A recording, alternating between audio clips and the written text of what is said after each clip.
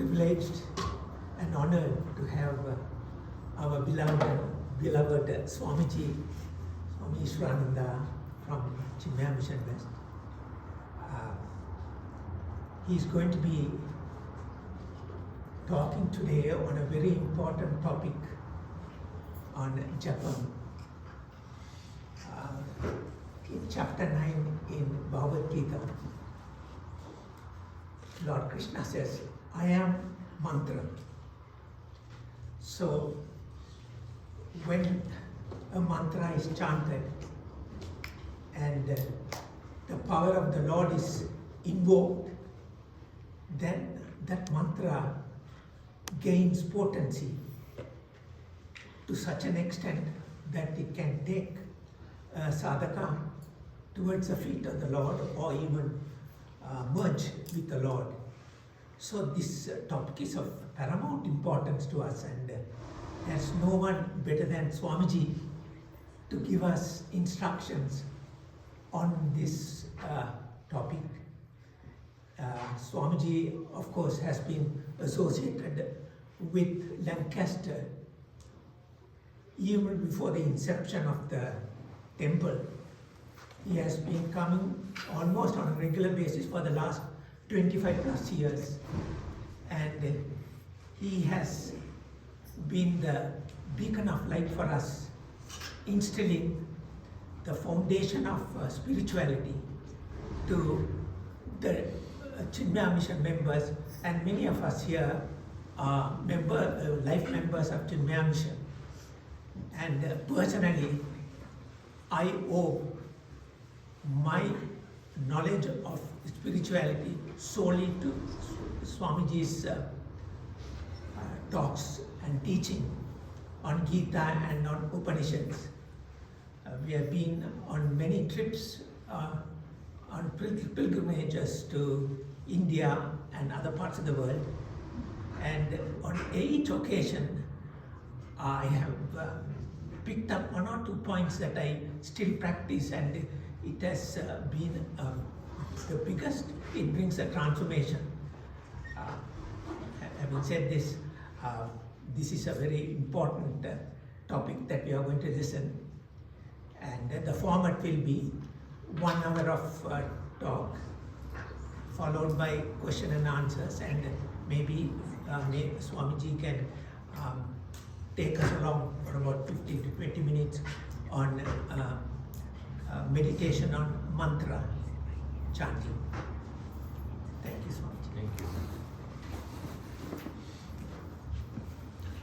Thank you.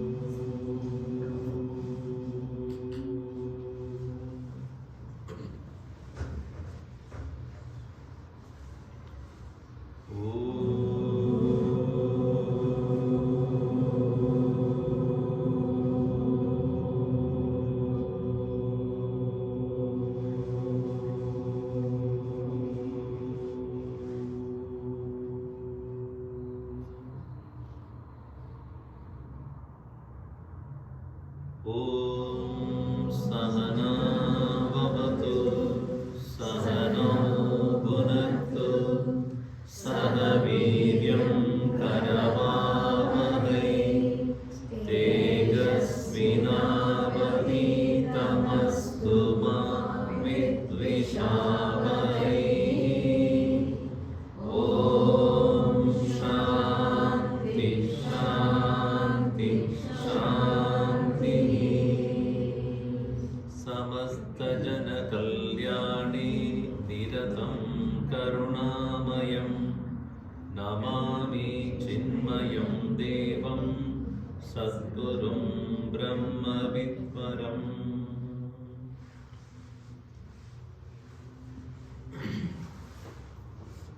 Dear friends, I always look forward to come here, even though it's a long journey for me. But it always delights me to meet people here, especially coming to the temple, seeing the beautiful forms of deities that are there to bless the entire community here. It's so nice to see that. I'm sure all of you are taking the maximum benefit of coming to the temple and get the blessings. As I was going through the various altars that are there, somebody very beautifully said, altars are there only to alter your life. Those altars are no doubt the abode of specific forms of gods.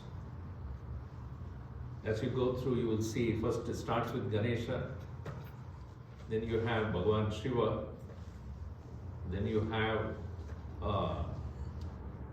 the Devi, and then Hanuman, Sri Rama, Parivar, and then Krishna, and finally come to Bhagavan Vishnu. Each temple is different, and the main deity that is there is called presiding deity, and all other forms of gods are around it. It does not mean one is superior and another is inferior. That is not be misunderstood like that. Like, which part of your body is most important? If I ask you, which one you will say? Heart. Of course, heart is important. Because when you say heart, you say here. So, like, a heart of a temple is the main presiding deity, but that presiding deity is also supported by all others. If heart alone is there, brain is not there, of what use? So in the Hindu Sanatana Dharma, there are 5 gods which are considered as very important for everyone to worship. This is given as the instruction by Adi Shankaracharya. It's known as Pancha Ayatana Puja. Ayatana means about. Puja. So they are Surya, Shiva, Durga, Vishnu, and sometimes it is Ganesha or Subramanya. Why he kept these things as important is, there are many different factions of people worshipping a particular form of God, and they consider that alone is true. So he wanted to integrate all of them. Vishnu is included for Shaivites, and Vishnu is included, for Vaishnavites, and Shiva is included for Shaivites. Shakti or Durga is included for Shaktas. Ganapati, those people who are worshipping Ganapatyas, and Surya, because for the Sauryas. There are 5 important groups of people at his time who were considering one superior to another. But he said that all the 5 should be worshipped. Now when we are going around the main altar, we always keep the Lord on the right side and go around in circumambulation. This is known as Pradakshina. Dakshina means right. Vama means the left. So the Dakshina means not what you give Dakshina. Dakshina means right. So Pradakshina means going around the Lord, keeping him on the right side. in this country also keep right? Keep right or keep left? Right. Only in India it's keep left. Here it is everything keep right. So keep Bhagavan on the right side, the Lord in the right side. And it is interesting that the tradition has this particular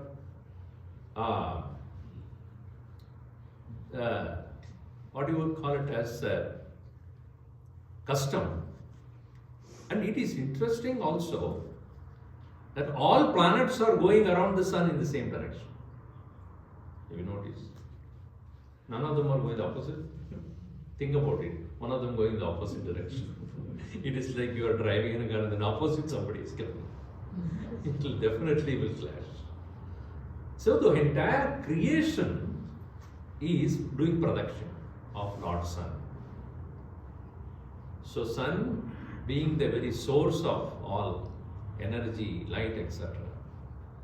That's why Narayana is also called Surya Narayana. The Surya is to be kept in the middle in the deity worship you worship in your altar at home also. And here the Narayana here representing the Surya, the sun.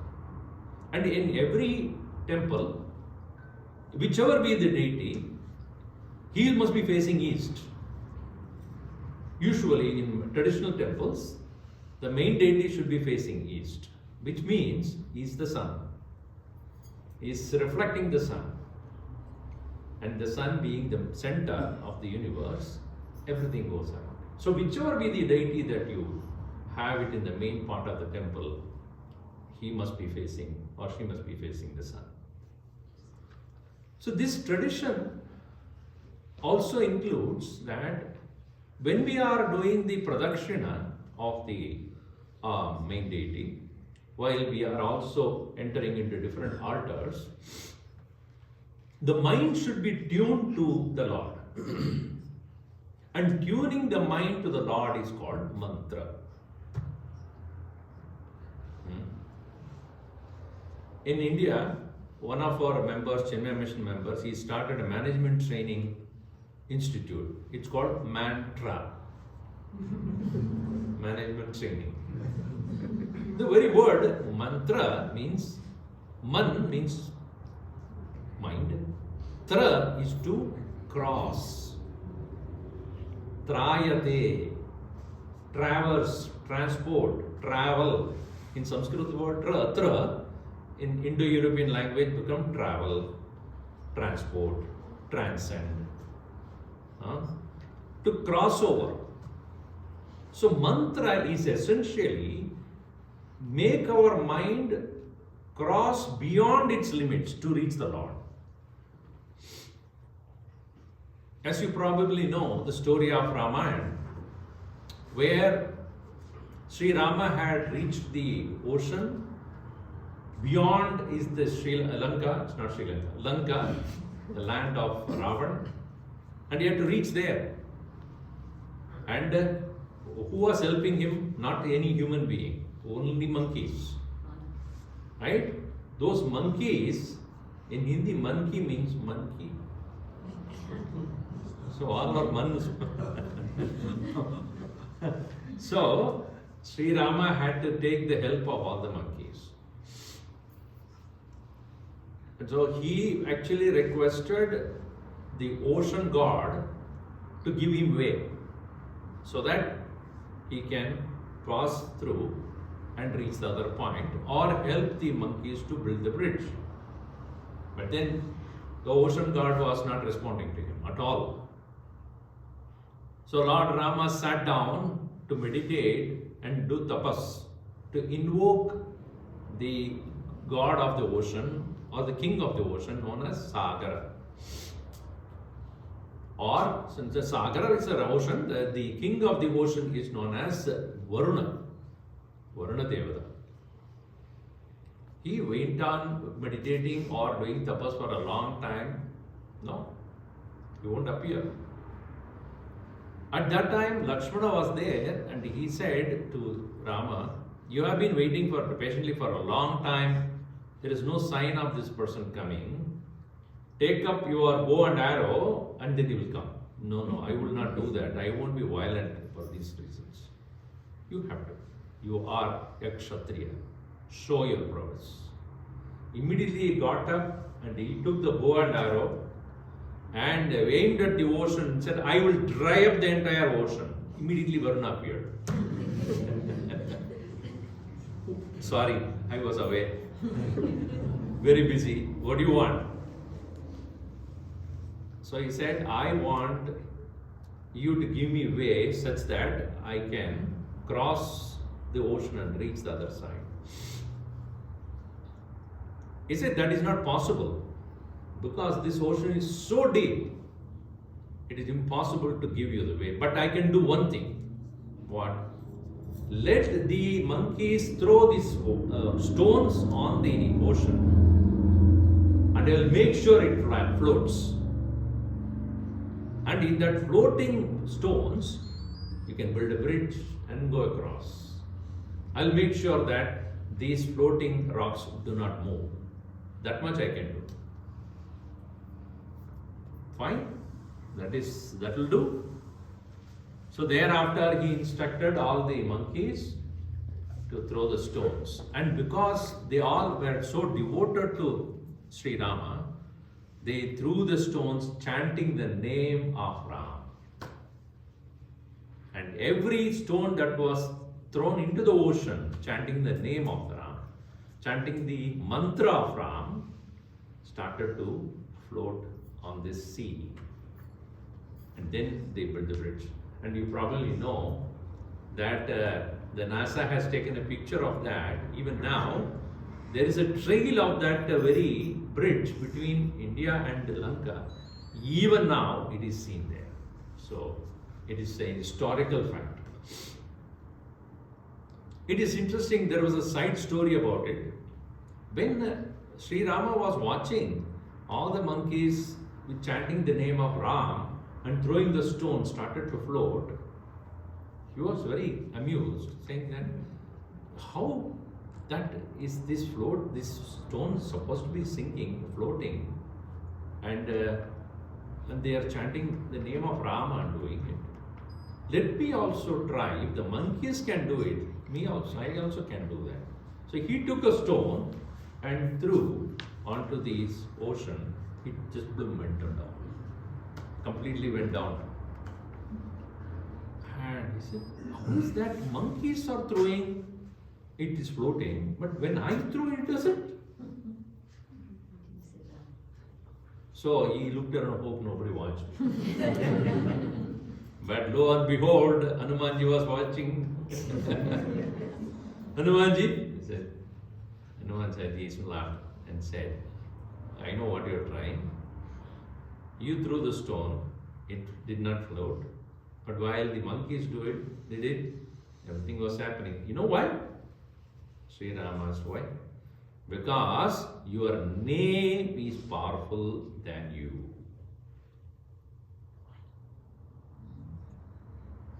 You threw the stone without telling your name.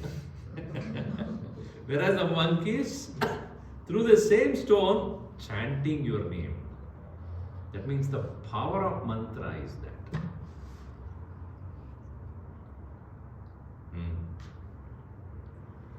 That Hanumanji instructed all the monkeys, chant the name of the Lord, and with that mind tuned to the Lord, you throw the stone, it will float, no doubt. In the same way, this whole world of samsara where we are living is like that ocean. You want to drown or float? What do you want to do? If you want to float, take the name of the Lord. Man manana trayate iti mantra. That which makes you cross over the boundaries of your mind.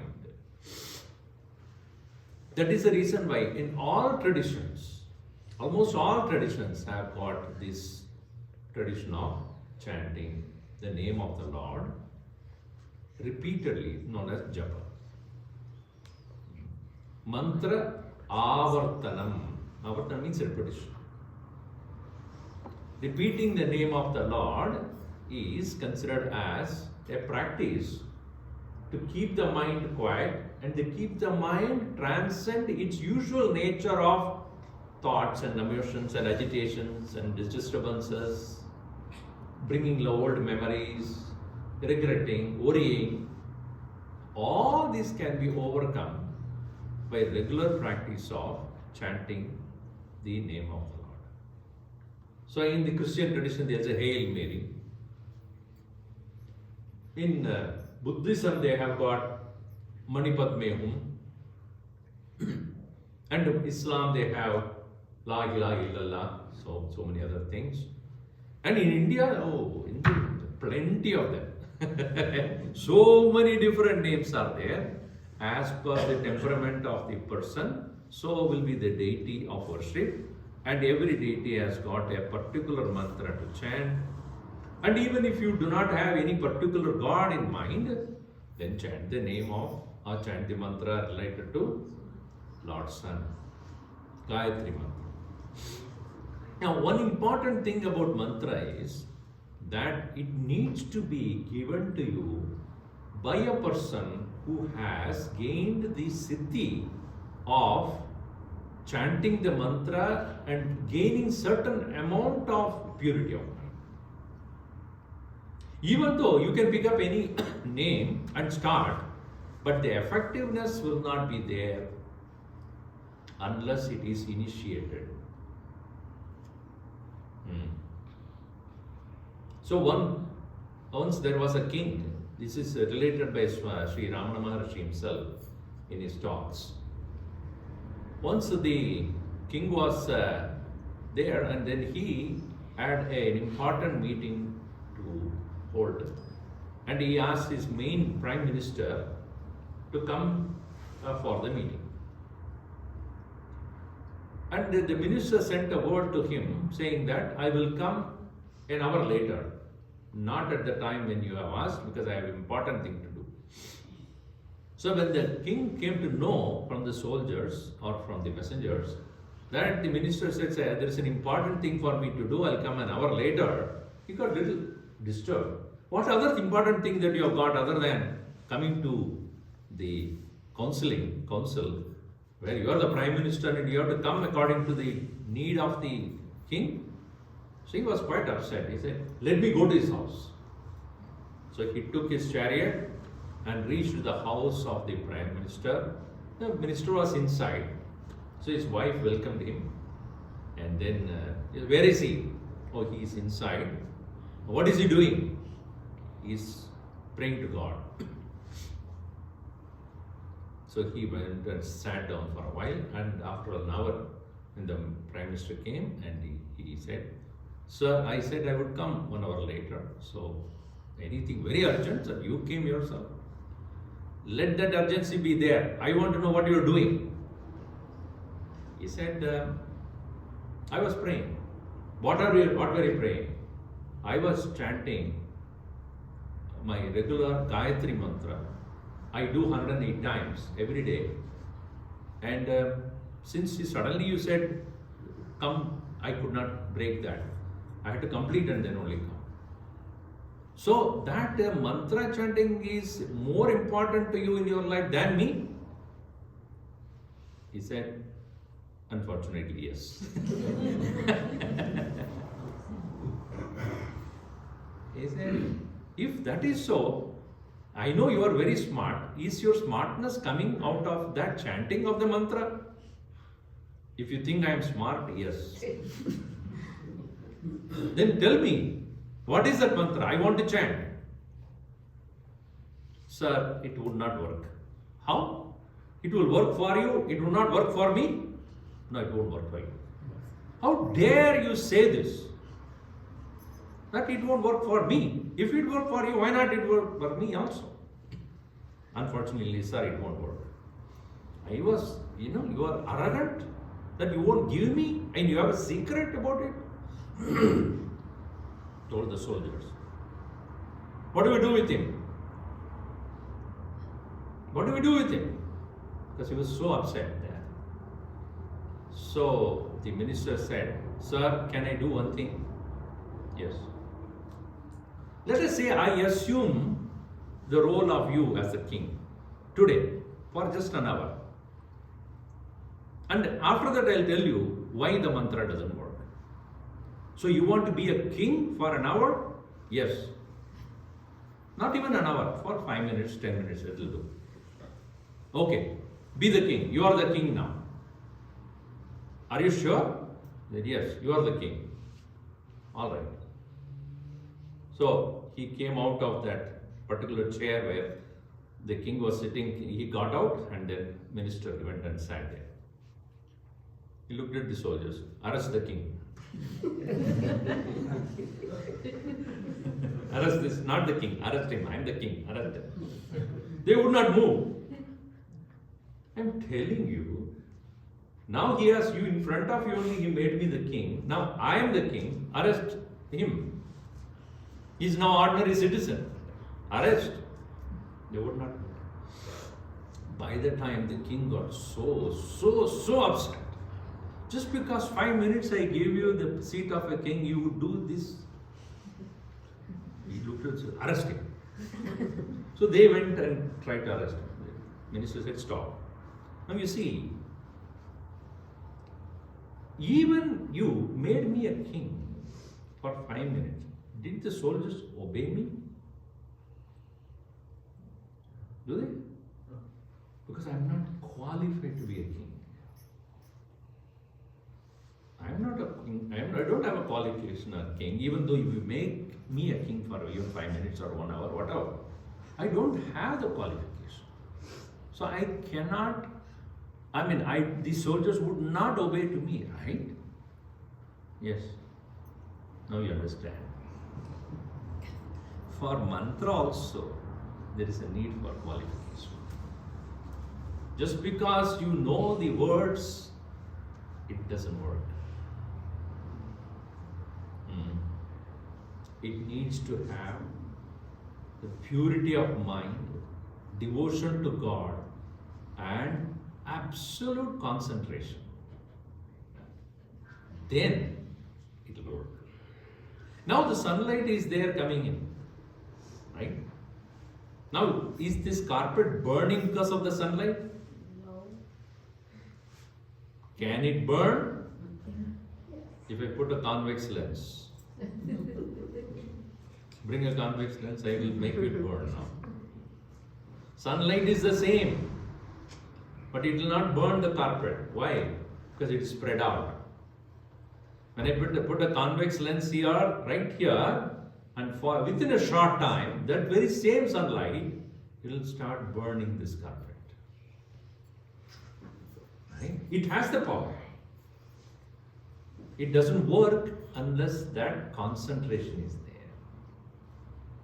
In the same way, every mantra needs to be used by a mind which is pure, devoted, one-pointed. And that very process of purification, creating devotion to the God whom you are invoking through the mantra, and one-pointed attention upon chanting through repetition of this name, takes place only when it is initiated by a teacher who has achieved it. The Guru has to initiate it. It's called mantra diksha.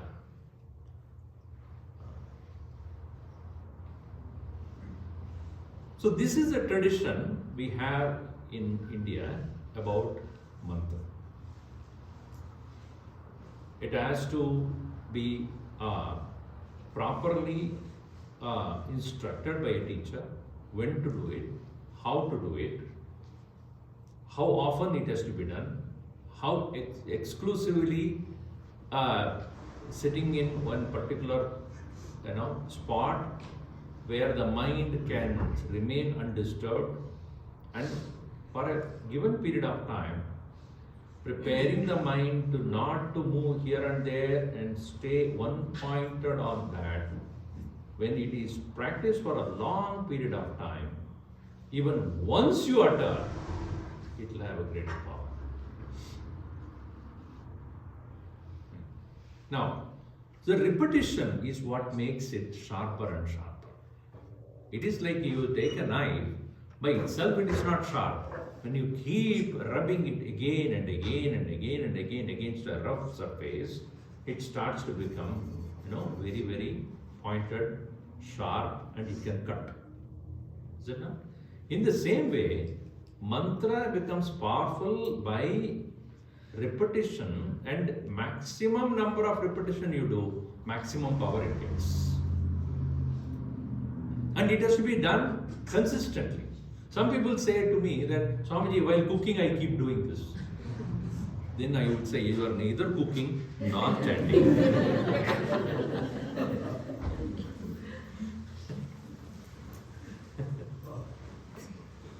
Sometimes the people cook and then they won't concentrate on the cooking. One person came to me and said, Swamiji, I am cooking for you for the first time. I am very nervous. I said, you are not nervous, I am.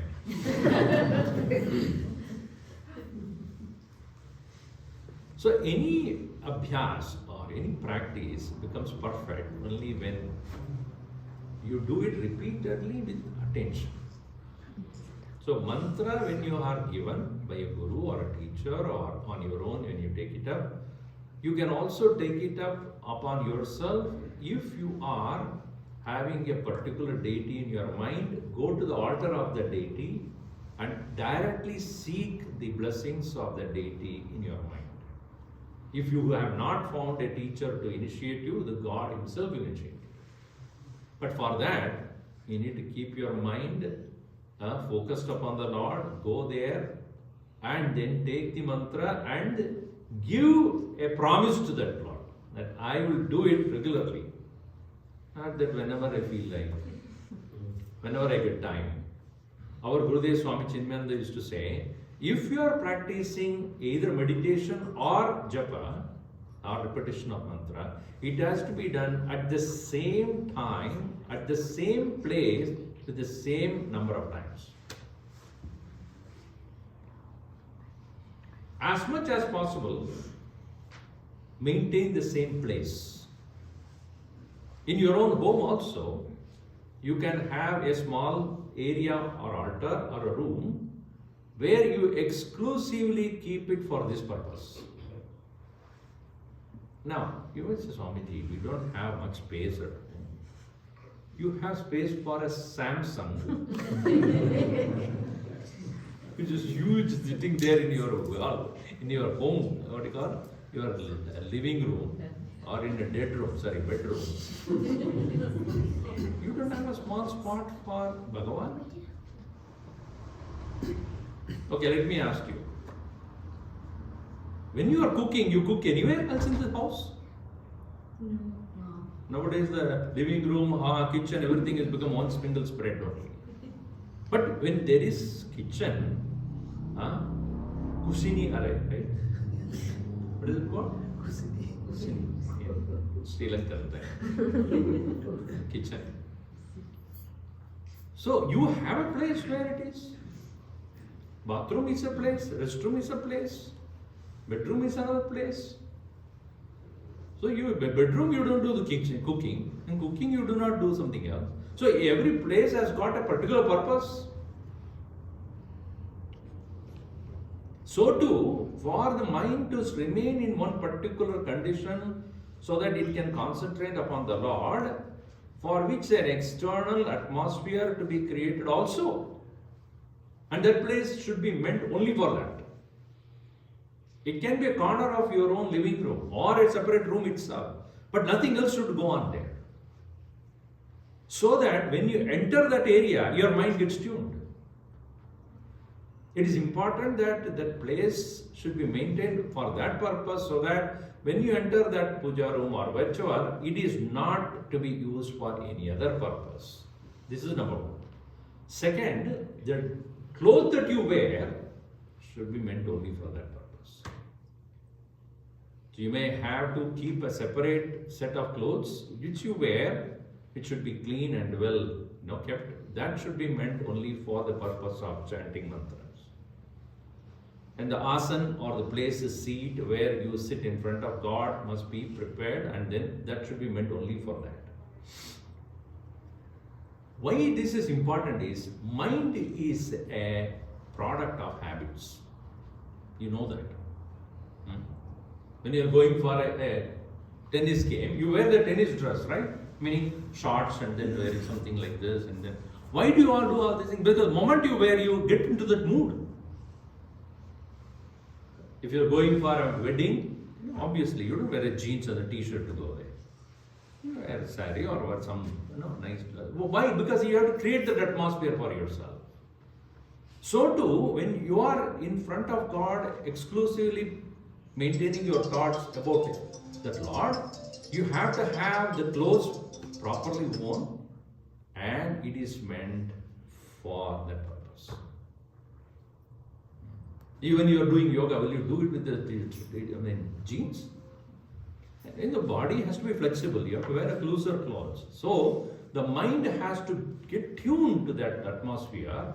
So our Gurudev insisted on saying the place where you are sitting, and the dress that you wear, and the mantra that you chant, the deity that you keep, with the flowers, with the lamp, lighting the lamp, etc. And the time of the day when you sit there every day, and the number of minutes are an hour or less or whatever, 30, 20, 40 minutes, that should be fixed. This is what is called the discipline of chanting Japam. Now slowly move on to the next important point. Our mind usually has too many thoughts from morning when you get up till you go to bed. So many thoughts are there. What mantra does, or mantra japa does, is it, according to Sri Ramana Maharshi, clearly made this point. Japa is meant for removing all other thoughts except one. Japa is meant for exclusively maintaining a single thought, devoid of all other distracting thoughts. Now it is important because, you see, you take a bowl of water and pick up one of the rocks here, very granite rock, and you start pouring the water from a top, let us say some 1 foot above from that stone, and you start pouring the water onto the rock. What will happen? It will hit the rock and then, it will splash. If you do for 5 minutes, if you do for 10 minutes, if you do for 1 hour, if you do for 10 hours, if you do for 100 years, the rock will have a hole. What is the density of water compared to that stone? Think. If I say the water can make a hole on the rock, will you believe? You have to believe.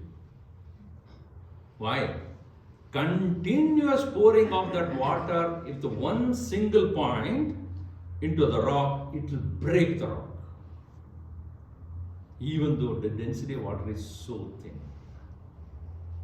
Because of continuous engagement. In the same way, our mind can have the power only when the thought connected to the mantra is maintained for a long period of time without interference of any other thought. That is what is called japa. As again I go back to that point, do not engage in japa just because I am looking, I am driving, I am cooking, and then I am doing parallelly something going on. Parallel processing. It doesn't have any effect. You can do that. You can keep the mind, thinking about, I am thinking about the Lord Swamiji while I am doing. That's fine. But the real effect comes only when it's continuously engaged. while the first posting I had was after when I graduated from Sandipani, I was posted in Calcutta. And I met a lady there, a very well-known celebrity only. She was, I don't want to tell the name. She was in her 60s or 70s at that point. I met her, a very pious lady.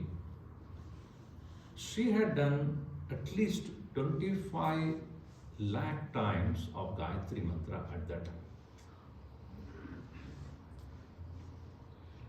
And you can see from her very demeanor the pious nature and the peaceful nature, and her words will have such a command. Even though she is a very peaceful, quiet lady, but when she says something, it had that much of power. Then I happened to ask her, I didn't ask her directly, I asked people who were with her. I said that Swamiji, she has done this over 20-25 years. And that, a solid example I saw. So Mahatmas or great saints, their words have power.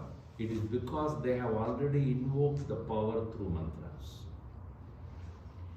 It is not that one has to be a saintly person, one a sadhu living in some solitude, but even an ordinary person can gain that power of mantra provided you, with the discipline of doing it every day, if you can spend 10, 20, 30 minutes every day, you can do so many other things in our daily life. Why not you spend 20, 30 minutes exclusively for remembering God? And the benefit of it you will receive only over a period of time. Nothing happens overnight. You never started cooking overnight. You never started driving overnight. Nothing in you did not become a professional overnight. Is it not that you continuously proceeded on that direction for so many years and before you become a real professional there? So too, for our mind to gain that momentum of one pointed attention towards God with the help of the given mantra, it is possible for us to gain that power. So japa is mainly to have a single thought exclusively without having the interruption of all other thoughts. Now, why it is important is, this japa, when it is done for a given period of time, leads you to the next level of our evolution of the soul called dhyanam, meditation. Because meditation's prerequisite is total availability of your mind. Meditation is not just sitting there and closing your eyes. It requires the mind to be riveted in one place. Many people do say meditation just thinking, I have meditation seat, Swamiji. I have meditation agarbatti also. Meditation CD. I have meditation air conditioner. Meditations, all of that they do, but except meditation. Why? What is most important is the mind, and not the mind. Mind which is completely subsided. That is why mantra. Mind has crossed over its limits, and when it has crossed over its limits and available to you exclusively. Okay, let me give you an example. When you go to the state of sleep, you are with the mind until you go to sleep. When you go to the state of sleep, mind is not with you. Where is the mind then at that point? Where are the thoughts? Nothing is there until you wake up. So also, the mind, when it subsides to almost nothing, which means only single thought is there, with the help of japa, such a mind can glide into the state of meditation. This is also known as nididhyasanam. The word didhyasa means to desire to be in meditation, wishing to be in meditation. The word Didyasa, Dhya in Sanskrit, and I don't want to go into the detail. Dhyai in Sanskrit means to meditate. Dhyai, the word is the root word. Dhyanam is a noun form. Dhyayate is the verbal form. Anyway, so Dhyanam is a state of meditation, and that state of meditation reached by the mind when it has a single thought. And that single thought can be achieved with the help of mantra. That is the reason why Bhagavan Ramana Maharshi says, Kayavang mana karyamuttamam pujanam japaschintanam kramat. Puja, when you do, your mind is in all things, chanting the mantras, putting the flowers, and showing arati, and then putting the fruits, and then all various things you do as a part of your puja. But puja must be immediately followed by japa. Then only puja will have more effect. What do we do immediately after puja? We get up. Prasad lene ka, prasad lene ka. Puja should be followed by japa. Meaning you have invoked the Lord into that particular form. You are invoking Him, bringing Him. It is like you are inviting me to your home, let us say. I come to your home, and you have, many times that happens to me also. They come, ask me to come to the home, and then they do, they welcome me and ask me to sit down. Swami, you want to have tea, etc. Okay, so tea is area. And Swami, you want to eat some snacks. So after that they disappear. I'm alone. Where are they gone? Because they found some friends, and then those who came with me, friends, and they are just talking in another room. I'm just sitting there. So it happens, Bhagavan is invoked, and then what are you doing? Eating prasad. Bhagavan is waiting. What are you doing? What did you call me for?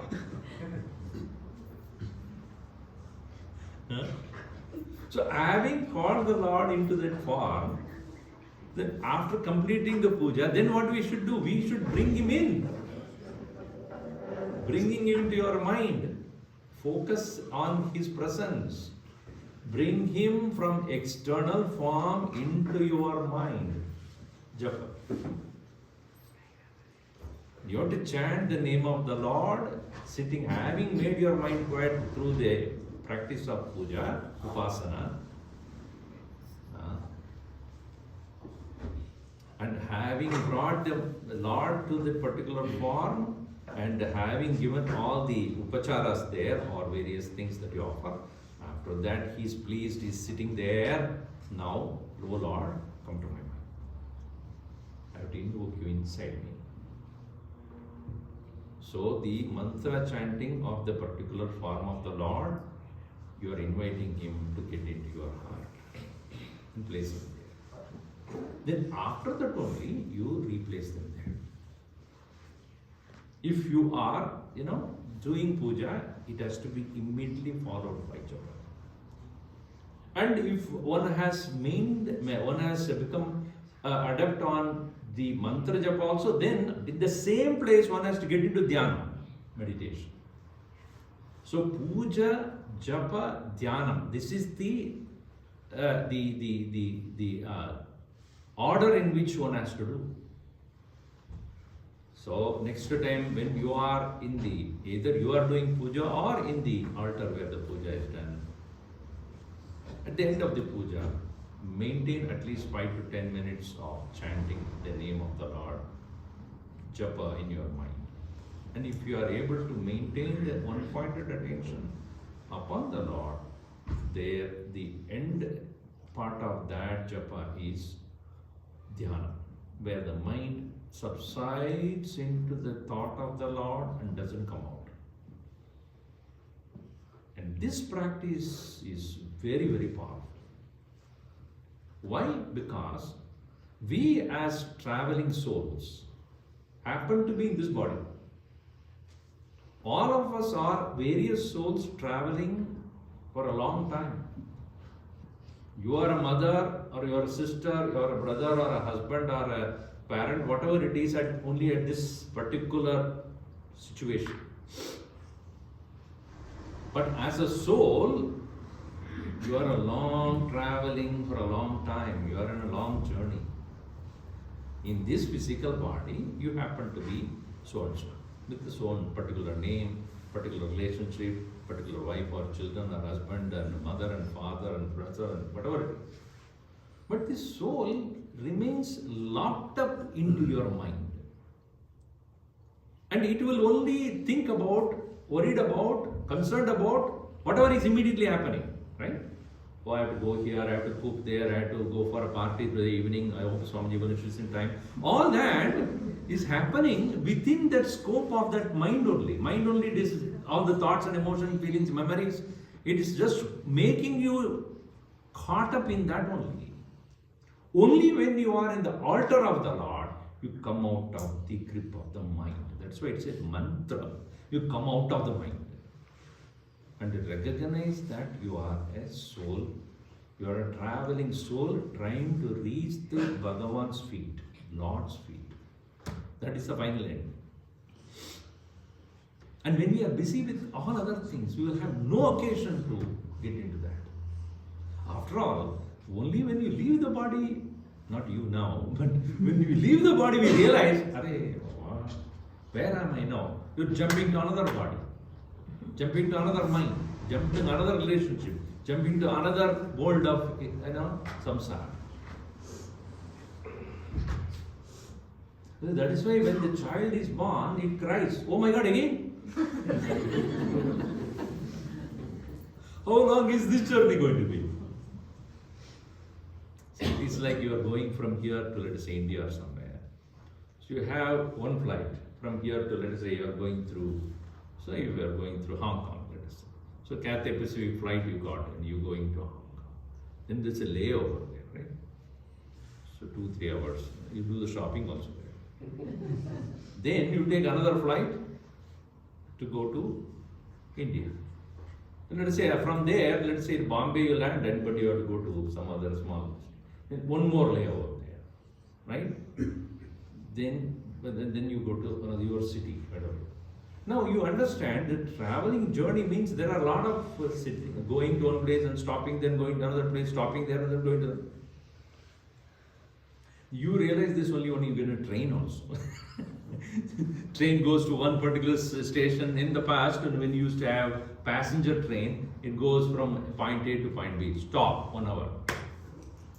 You get out, go around, eat something in the stop, come back to the train. Again go to another 5 hours, stop.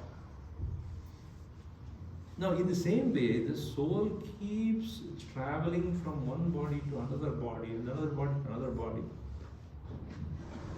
And every time it is contained or conditioned by a particular atmosphere of the mind, body, etc., it is busy with that, not knowing it is traveling.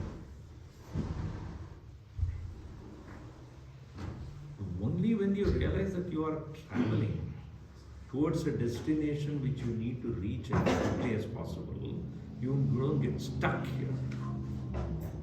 So when you do puja and then get into the japa and then get into the state of meditation, you realize that you are not this particular individuality you are now very much worried about or very much caught up in. Only when you recognize that I am a traveling soul, happen to be in this physical body, in this relationship, in this particular environment of concern and problems or whatever, but I am a traveling soul who is beyond this, you come out of the meditation and look at the world in a totally different way.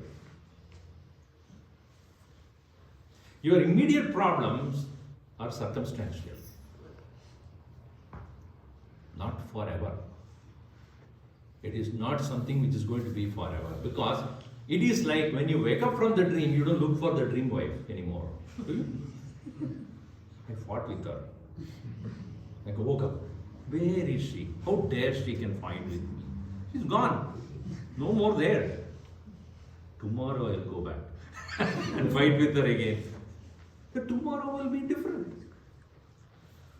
In the same way, once you have gained the access to this meditation where you recognize yourself as the pure soul seeking the merging with the Lord, and you happen to be in a particular mental frame or physical conditioning which has all the problems to be solved, all the things to be taken care.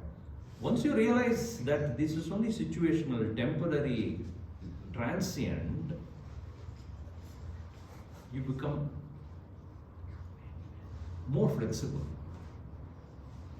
more free, more mature to handle it. So that is the power. So japa should not be only for gaining the one-pointed attention upon the Lord. Next level of reaching out the point beyond the mind and staying there and recognizing your own true nature.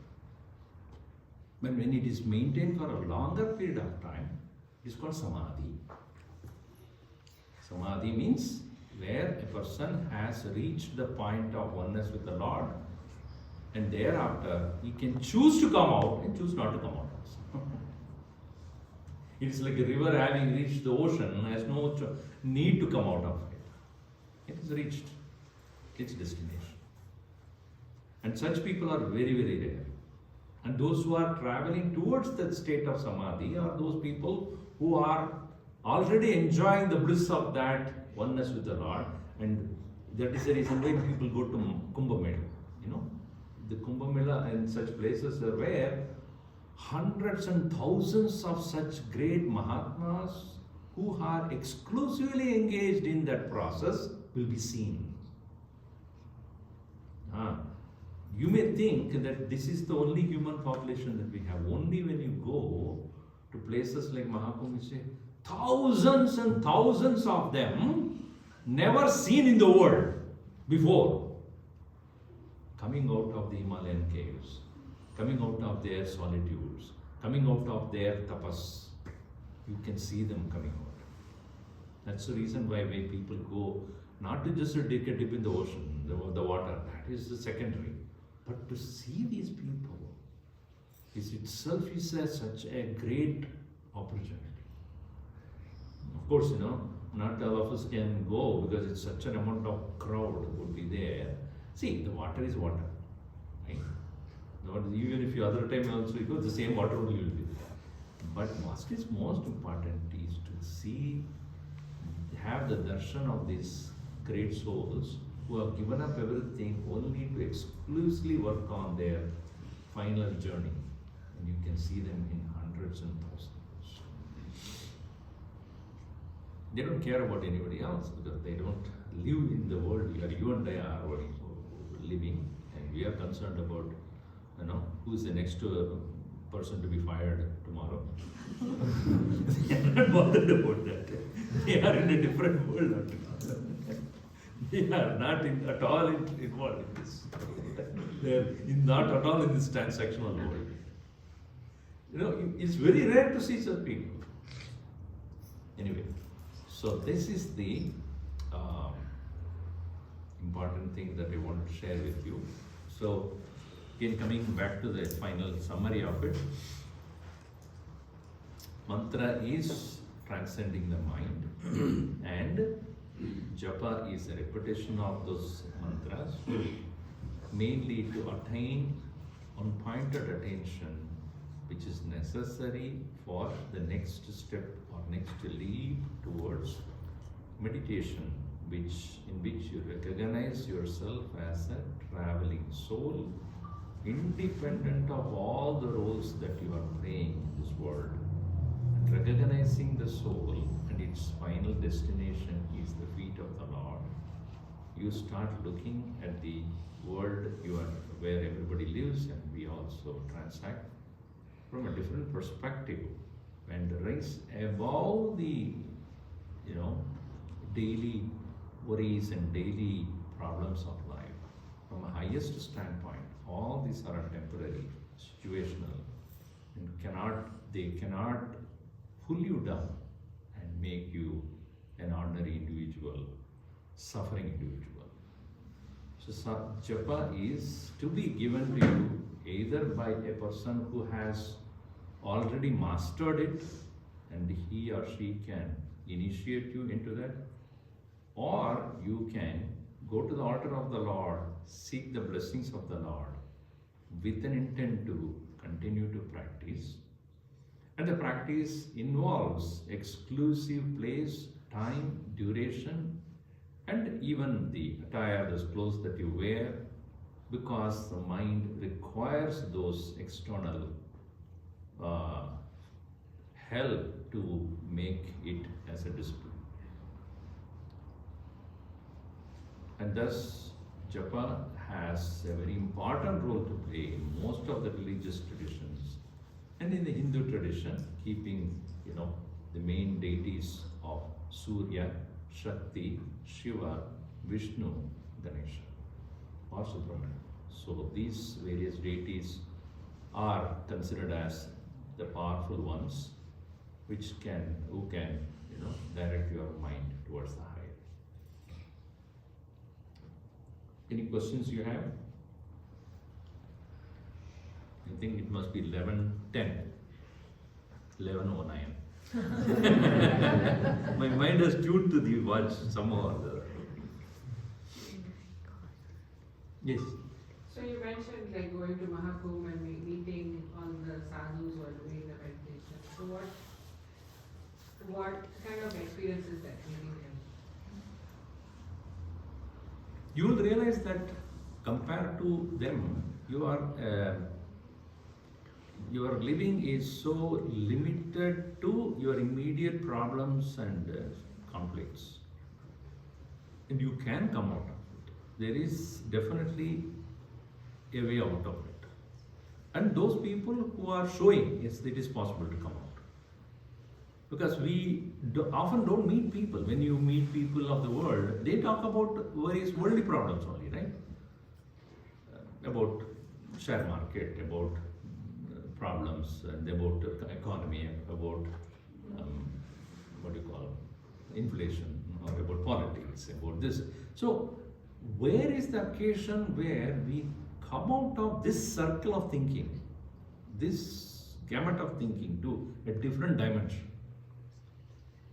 Only when we may read and but when we see these people who are living in that dimension of thinking,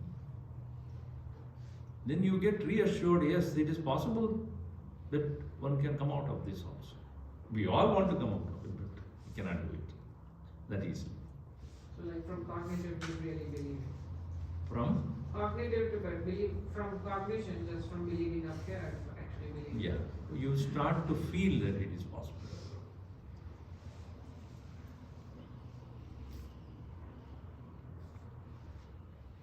Swamiji, can you also say a few words about the Anhad Naad when the japa starts going on within you automatically? See, anything automatically done will not have a real benefit to you, because when you are not involved, it doesn't have any benefit. While that is true, there is also this, what is spoken as a japa. Ramana Maharshi had mentioned in one place, japa should lead to ajapa, which means your chanting of the name of the Lord should lead to a point of you recognizing the presence of the Lord all the time, where you don't need to use the mantra to know it. It is like this: are you breathing? If I ask you, what is your answer? Huh? I think I am. But You think you are? Or you are? No, I am, but I don't notice it all. Correct, that's the point. So, if when I ask you, are you breathing? You will say yes. Are you concentrating on your breathing? No. Right? You are not concentrating, but it's going on. And it has its own benefit, right? So in the same way, recognizing the Lord's presence as one's own self becomes natural, not mindless. you are aware, but not using a thought to become aware of it. You understand that? So unlike breathing, which goes on whether you like it or not, whether you are sleeping or awake, that's not the point here. The awareness I am, the God's presence I am aware of it, not mechanically, not that it is there. No, we all know it is there. Are you awake? Are you alive? We said yes.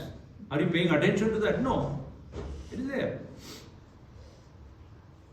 But here the awareness becomes a natural for you. So that is what he calls it ajapa. Japa leading to ajapa. Then means that japa making you become aware of your own being as the pure self, and it is always there. It's your background. Not that you ignore it. Okay? It is like when I'm watching a beautiful painting, I know that there is a canvas there behind it. Without that canvas, there cannot be a painting. I'm not ignoring the canvas. I know this is there. Right? Without that, the painting cannot be there. In the same way, I as the awareness is present, on which alone the thoughts are dancing. I as the soul is present, on which alone the mind is working. So yesterday also I was just reading an article, the latest discovery or the research is going on, just 2 days back I saw, that when a person is leaving the body, there is a certain amount of power breakdown takes place in the body. And the power breakdown, whereas what you call power breakdown is certain impulses are broken down there, and they say that that particular power breakdown from the physical body's all various faculties are no more functioning, but the brain seems to get an enormous amount of energy at that point. And what they call that as the exit of the soul. Exit of the soul, it takes place with leaving the brain to itself and moving out. So that they are still working on it. I will send you that article. It's very interesting. To prove that soul is independent of the physical brain and its functions, and it has independent intelligence. It is not artificial. It is independent intelligence, which is not artificial. Artificial is always a collection of data, but it is independent of data. So that's what they are working on very carefully, that is observed now.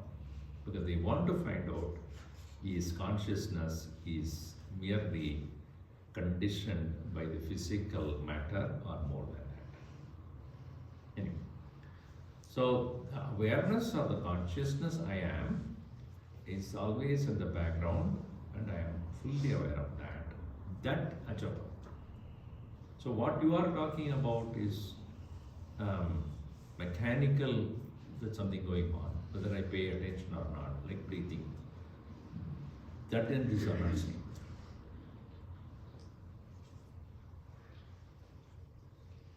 Swamiji, do you initiate?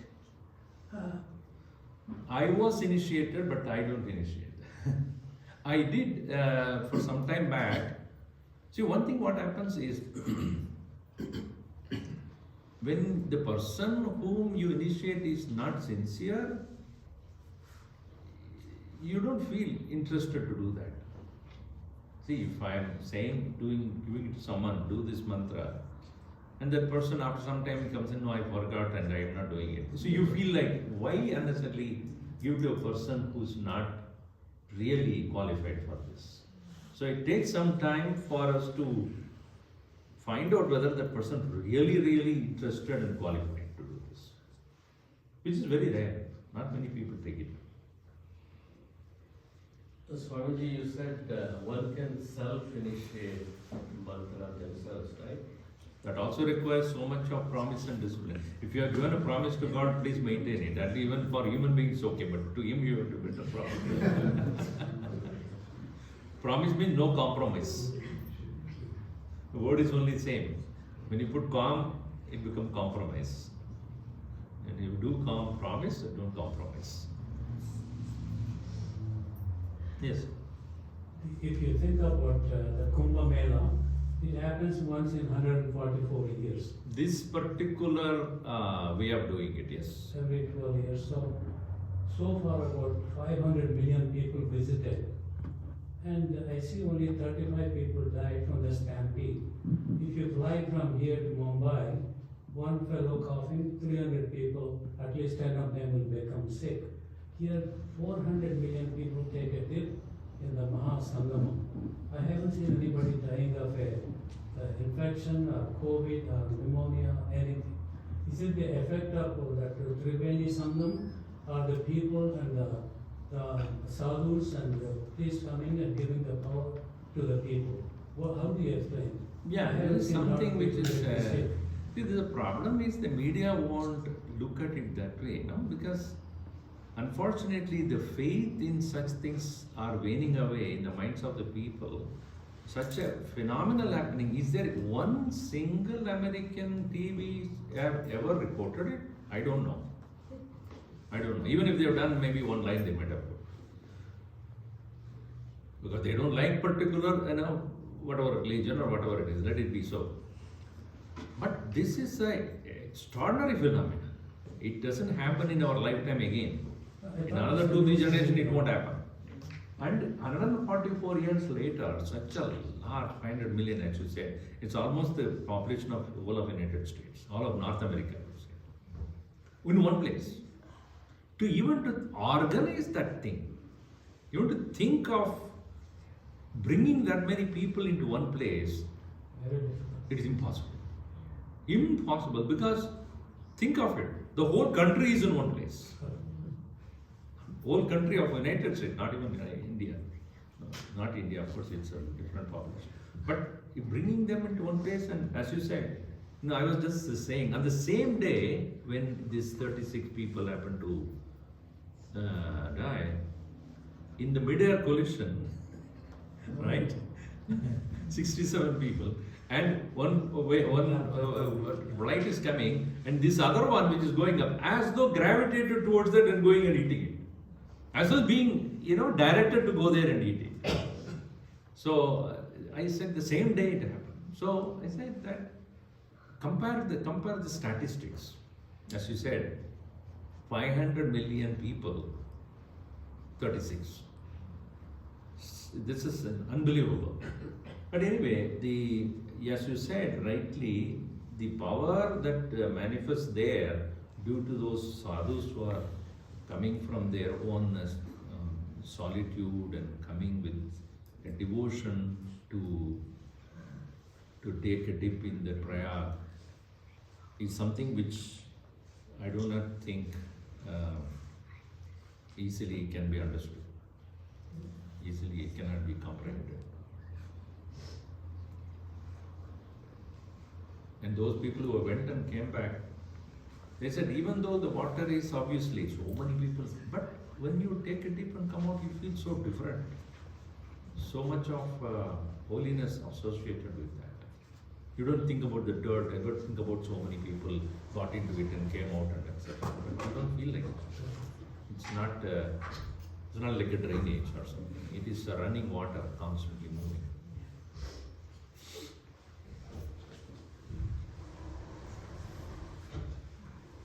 Any other question? Yes. Where does jnana fit into this journey? Bhakti, we understand, but where does jnana fit into it? Yeah, so the knowledge aspect of it comes only, as I said, towards the end. The soul is independent of its immediate identification with the body and mind and related all other aspects.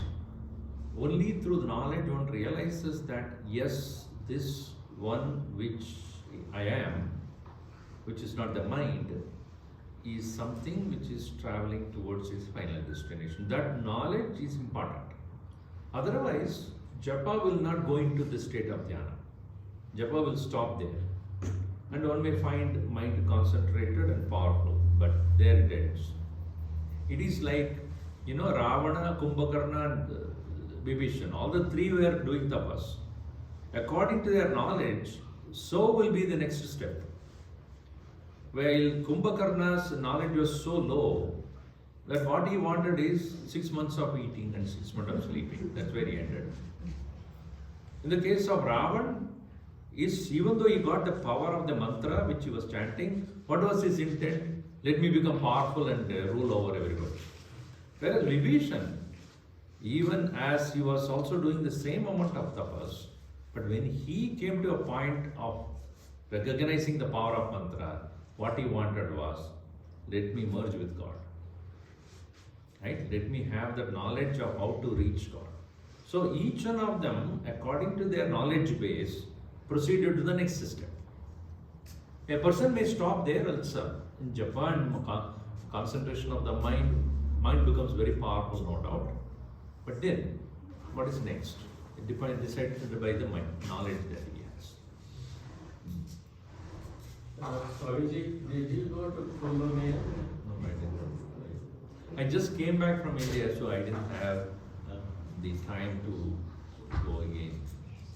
I wish I could. I did. I think you did? No, I did. Oh, you went? Yeah. 26th is the main day, last day. That is coming Wednesday. That's the last. Yeah. How was the experience? It was very nice. I was so scared first because it's very sandy water and all. But when I said no, people say I don't want to go and yes, might I get sick or something. But I went and jumped and I dipped and I saw his nice came out and I did not have any sand on my body. Nothing. Any? I came with Sand. water. Any sand on Sand. the Yeah, nothing. And it was so nice. I did not have a half cold, nothing. Just like it's so wonderful feeling after that. So I had a really You saw all the sadhus coming? Sadhu, we went one place, they are serving the food buffet, so we went and a couple of people we met. Yeah, one should go not just for a dip. You should see the sadhus, that's very important. Yeah. So they come in a whole batch of people, they come. Not the sadhus who go from here another part of the country, no. The sadhus who come from the Himalayas. That's the reason why certain days are very important. Certain days only they come out and do it. Like especially now for Shivratri they will come in 26th. Yeah. And then there was one Vasantap and Panchami and few other days, that is when they actually come in large numbers to take a dip there. And that's the time maximum crowd will be Too there. crowded, so Yeah. we just did not. There's no doubt about it. Do these Swamiji's, the sadhus come, how do they come from Himalaya? Walking. Walking? They would have started a long time back. only. They don't take any other way. They just walk. They will come walking and then go back walking. Barefoot. Not with the Nike shoes. Yeah, they don't have the body consciousness most of the time. They just and they hardly eat anything. They won't eat much. Whatever is available within the hands only they eat. I think that's our 1/10 of our breakfast. Karatala Bhiksha Tarutala Vasa. That's what it is. Karatala Bhiksha means whatever is available in Karatala means whatever is available within the hands. Karatala Bhiksha Tarutala Vasa. So staying under the tree. Tarutala means staying under the tree is their shelter.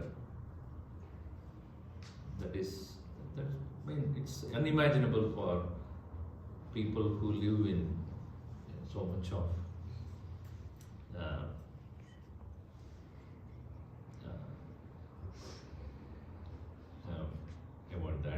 Gucci, right? Brand Gucci. Gucci. I don't know. So we are so addicted to these brands and this and that. We don't understand how can people live without any of this. Yes. Does the 108 Japamala represent something? So Or it should is- be done 108 times a particular month? So there are a lot of traditions like that, and then 108 is said to be the number of rays that sun has. It is connected to that. And so chanting 108 names is invoking 108 powers of the sun. That's how it started. Then all the gate deities, all the gods have got 108 names. So they chant as Ashta Uttara Shata Namavali. Ashta Uttara means 8 above, Shata 100. Ashta Uttara Shata means 108. Namavali, names. So names of the gods are mostly 108. So there are 108 beads, and each bead you have to chant one name of the Lord and then continue on that. So that's Do you have to hold it a particular way when you do it? Or just particular. you have to hold the mala in one? So usually it is said the mala should rest on your middle finger here, and the thumb finger should move it towards you, not towards outside. So Hindu tradition is move out, move inside, not outside. Some traditions have got out. So it is that I'm coming, you are inviting the Lord through this. In this process, keep the index finger away. Index finger is usually representing ego. So because you pointing out index. So the mala should rest on your on the middle finger and use the thumb to move. So there is a particular point called Meru. Meru is where it stops. So that's beyond that is where it starts. So when you start after the Meru means if you see the 108, there will be one which is there. So that is beyond that you start. And then when you finish that, the Meru comes, and if you want to do two malas, let us say, instead of 108, you want to do 108 into 2. You don't cross that Meru, turn it around and start again. Okay. So crossing the Meru is considered as not correct. So you have to come back again. It's like you go to a Shiva temple, usually if you go around, at one point of time you cannot complete it. You have to come back. I think in north it is more followed than in south. So South India. So you go there and then you do not pull a make circle, you can come back. The same way the Meru is not to be crossed. So that's one tradition. So you have to move it towards yourself. Also, the Brahma Muhurt time, is that significance of something that meditation has to be done only at that time, or can it be done any It is not necessarily that time where the mind is able to be quiet, then it is better. But it is at the early morning before 4 o'clock, before the sunrise, is considered to be most auspicious because it is said that all the Mahatmas, very early morning, they start doing their japa or tapas, and their power is prevalent at the time for you to tune in. So that is the reason why they say at that time when you chant it's more powerful, because in general atmosphere where most people who are tamasic are sleeping, and those who are sattvic are up, so they are able to send their energies to you. So that's why. So it is not possible to have a meditation on mantra, on what you have said, on for the whole. Yeah, we'll do that at the last one. With the mantra. Yeah, we can do the mantra. But any other questions you have? So we'll just spend 10 minutes on that. Sit straight with the eyes closed. Keep all other things away from you. Don't keep anything on your lap.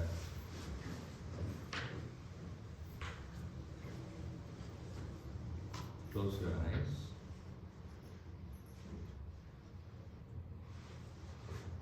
Take a deep breath.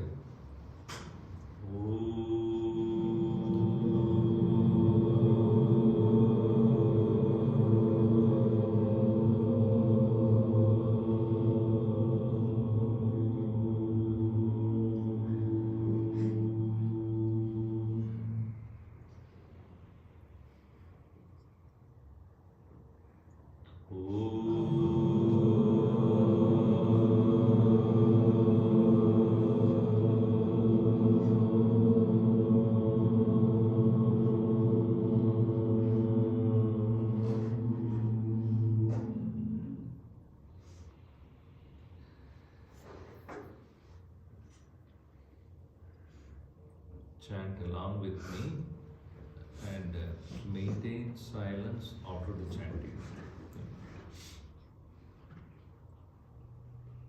Om Namo Narayana.